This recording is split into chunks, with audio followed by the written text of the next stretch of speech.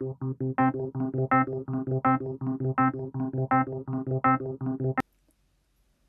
welcome back to Bubble is My Middle Name. In this episode, I'm going to talk and walk you through 2 passages from the SAT's writing and language section. This section tests 2 areas: usage and mechanics, all right, which is grammar, syntax, punctuation, and the second area is writing strategy or rhetoric. So that's more expressions, word choice, command of evidence, and editing. Let's get to it. Much in the same way that I talk through the math sections, what I'm doing here is taking you into my thought process, all right? How I'm approaching each question and using the answers to my advantage. And this is a section where I actually would sub-vocalize as I'm taking the real thing, right? Because while your eyes, they might miss some improper grammar, but that voice to sound connection there makes it much less likely that you will. When the question is asked of me, hey, do I have to read everything? The answer is yes. You do not want to lose context, and sometimes there are questions where, where should this paragraph go? Where does this paragraph best fit? Let alone the paragraph to paragraph sentence connections for intros. So I'm going to left down, so I'm reading down. The novelty of this comfortable work from home life, however, soon got worn off quickly. Soon and quickly. That is redundant. That is not right. And these are redundant as well. That is wore off quickly. If you're ever in doubt, if you ever have it between 2, nice rule of thumb on the SAT writing section, pick the shortest. 24. Having become frustrated trying to solve difficult problems. Okay, this is a modifier error. A modifier error, while also subtle, right? That comma there, whatever is doing the action right there better agree with the action that comes before the comma. Who was frustrated trying to solve difficult problems? Not no colleagues, not the colleagues, not the ideas. I was becoming frustrated, all right? That frustration has to match what comes right after the comma. Who's frustrated? I was frustrated. It was during this time I read an article into co-working spaces. It was this time I read an article about co-working. Correct. See, I substitute and say. It's like a old school speak and spell. Say it. If you do, you'll know that it was during this time I read an article upon awful. I would call for garbage. All right, the article published by Forbes explained that co-working spaces. The spaces are usually stocked with standard office equipment, comma, such as photocopiers, comma, printers, commas, and fax machines. That is correct. I can't use a colon because a colon always has to be preceded by an independent clause, right? It has to be able to stand by itself, such as is a cliffhanger ending. Cliffhanger endings don't work because they make it dependent. Right? Lock that law down. That is how the SAT tests colon usage. And as far as locking down all the other types of punctuation, do it. It's one of the biggest score-raising strategies that you can employ. All right. We've talked about like the concepts in math that you want to spend your time on. When it comes to raising a score, this section is one of the easiest ways to get it done because it's repetitive. They only test 5 types of punctuation, and if you want to drill those, I suggest either using Erica Meltzer's The Critical Reader, College Panda, or Khan Academy. And YouTube has a bunch of video walkthroughs too. So step up your punctuation game and watch your score go up. All right. In these locations, comma, however, comma, the space off include. Well, why would I use however there? All right. This is adding information to me. There's often small meeting areas, so that is in addition to equipment. Okay. The cost of launching a new co-working business in the United States is $58,000. I don't care. Interesting, but that's not related to what I'm reading. And because it's not related to what I'm reading, I delete it. All right? It blurs the paragraph's main focus, which is on co-working spaces and the benefits of them. All right? And these are always going to be keep, delete. So if it is extraneous information, right away, get rid of keep, and then decide why you're getting rid of it.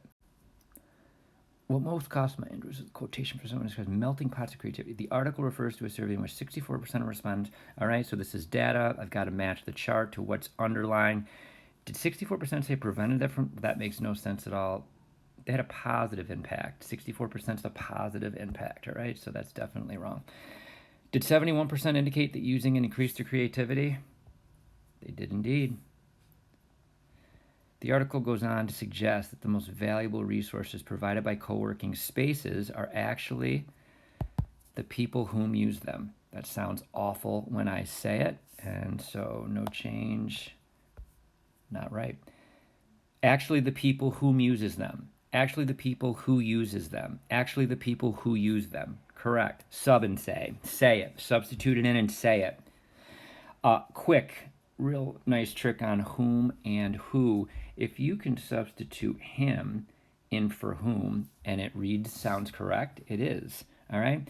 The co-working spaces are actually the people who use them. Who uses them? Him? No, he uses them. So that would have to be who. Who is he? All right? And him is whom. That is a cool little trick, and tricks are what it's all about. Thus, even though I had already equipment I needed in my home office, I decided to try using a co-working space in my city. Okay, because I thought it was fitting. I chose a facility that offered a break. Throughout the morning, more people periods of quiet during which everyone would break. Okay. The writer wants to add the following sentence. All right, if the writer wants to add something, what you need to be able to do is just link it up logically. After filling out a simple registration form, he took a seat at a table. That doesn't make sense to go before that at all. After sentence 1, no, because he, in 2, says, I was interested, so I chose a facility. After choosing a facility, that's when he's going to sit down, and then that's what happened afterwards. Logical, coherent sequencing. 32. I like the experience so much. Over time, I've gotten to know several of my co-working colleagues. Colon, another one. Yep, that works because it adheres to that rule we said before. In order to use a colon on the SAT, it has to be an independent thought that precedes it. Is this independent? Over time, comma, I've gotten to know several of my co-working colleagues. Colon, and then the colleagues. Yep, it does. Perfect. Even those of us who work in disparate fields are able to share advice and help each other brainstorm. Love the way it sounded when I said it. The rule of thumb for word choice, keep the tone, all right, that has been used throughout the passage. Too fancy, too fancy, too fancy, all right?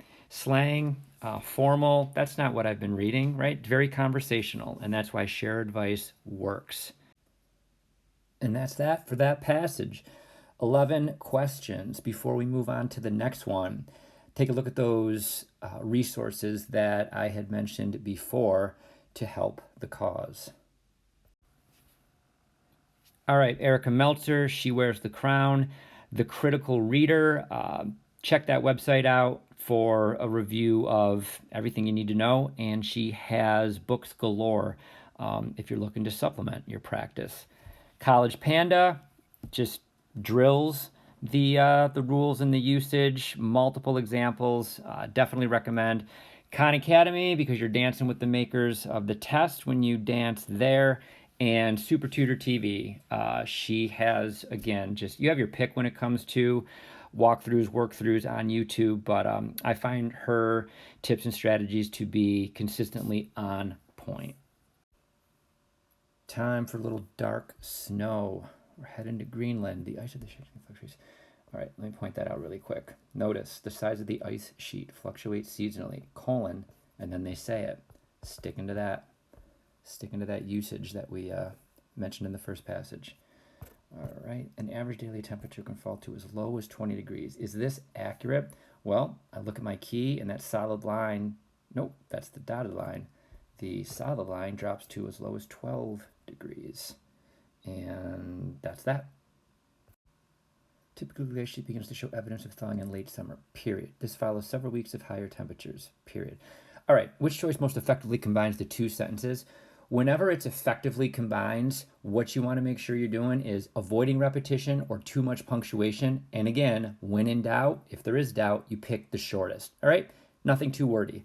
So in this case, and this thaw following, and such thawing follows, and this evidence follows, these just sound terrible. When I subvocalize, that's it. All right? Shows evidence of thawing in late summer, comma, following several weeks of higher temperatures. Nice, clean, and concise. For example, in the summer of 2012. Okay, so I have a transition word. What do? I take the ladder up and I read, typically, the ice sheet does this. Transition word, something different happened in 2012. So I want contrast. I want however. Okay? Another nice trick to add to your repertoire there is if I had an on the contrary and however, different sentence, different passage. Neither of those, right? That's a brother, sister. That's a cousin pair. So neither of them can be right. So make sure that you use that. If you see two transition words that mean basically the same thing, neither of them are right. All right, most scientists looking for the cause of exclusive. The summertime was the warmest in record. But Jason Box, comma, an associate professor of geology at Ohio State, believes that, nope, I need to offset that. Okay? But Jason Box, comma, because that's a non-restrictive clause. So I want to be sure that I have another comma after Ohio State, right? And that's going to be that.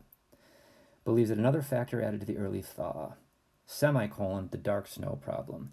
The dark snow problem. Is that an independent clause? Heck no. If I'm going to use a semicolon, all right, it's independent clause, independent clause. So what's the punctuation that I want? Well, semicolon, and it was another factor that added, but Jason Box, no, that's horrible grammar. But Jason Box believes another factor added to the early thaw. The dark snow problem. There it is. There's that rule once again. Being is passive voice. Passive voice is almost always going in the dumpster. Okay? So, independent clause, I would need that. In this case, independent clause, and then whatever's come after. So that's why the colon's correct. According to Box, a leading Greenland expert, that's a pretty cool moniker. Some of it drifted over Greenland in giant plumes of smoke. Nope, can't do that. What they're trying to do there is combine an independent clause and an independent clause with a comma, and that is a comma splice. All right? Never correct. In order to use this comma, I need to make that second clause dependent, and that's what does it. Some of which drifted over Greenland in giant plumes of smoke. That's a dependent clause. So I correctly joined independent and dependent. So here's a mnemonic device for you to perhaps employ. It's a bit emo, but I'd rather die than miss a comma error in the writing and language section. All right, it then fell as particles onto the ice sheet. That tense is correct, right? I'm in the past. It produced great amounts of this, and it fell as particles. No change. Scientists have long known that superparticles facilitate melting by darkening snow and ice. Snow and ice, limiting. That is, it is, it has, it was. That is not correct. That is plural. That's kind of tricky there because snow and ice, at least where I come from, people might associate as a singular thing when they join forces. But in this case, they want their. Okay. Bob and John, limiting their ability to reflect the sun's rays. As Box explains, explanation, and then they want, which completes the description of a self-reinforcing cycle. Well, a self-reinforcing cycle is something happens and then it happens again. So how does it start? As the ice melts, these things happen, and then I better have more melting at the end. That's a cycle.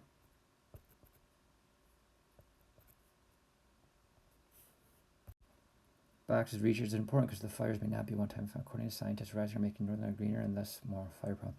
The pattern Box observed in 2012 may repeat itself again. That's redundant. Repeat itself again. That's a redundancy. It may repeat itself. Okay, with harmful effects on the Arctic ecosystem. Remember, shorter the better sometimes. So Box is currently organizing an expedition together. The next step for instance travel is okay. Members of the public will be able to check and even help next through a Box fight. To make this paragraph most logical, sentence 4 should be placed where? Okay, so this is how you attack sentence placement. All right, you want to be able to pick up something important in sentence 4 Box is currently organizing an expedition to gather this crucial information. Well, what crucial information? The pattern, sentence 3, it doesn't make sense. After sentence 1, the research is important. There's no information that I need there. After sentence 2, according to scientists, they're doing this thing, nothing to do with this information. After sentence 5, the next step is to travel to Greenland to get this stuff. Yeah, and then put this right here. He's currently organizing an expedition to get to Greenland and gather that sweet information. And that's it, right? You want to hook up, all right? It's like railroad cars. Just make sure you're hooking them up logically, all right? They fit. And that's it. That concludes our walkthrough 2 writing and language sections. I hope you're taking away some strategies and insights that you're going to use to get great at this section. It's super repetitive. I think it's the easiest to bring up quickly, and it's relatable, right? They're not traveling back in time a couple centuries like the reading might do to throw you off as far as the content's concerned. These are current events. It's careers in social science and humanities and science.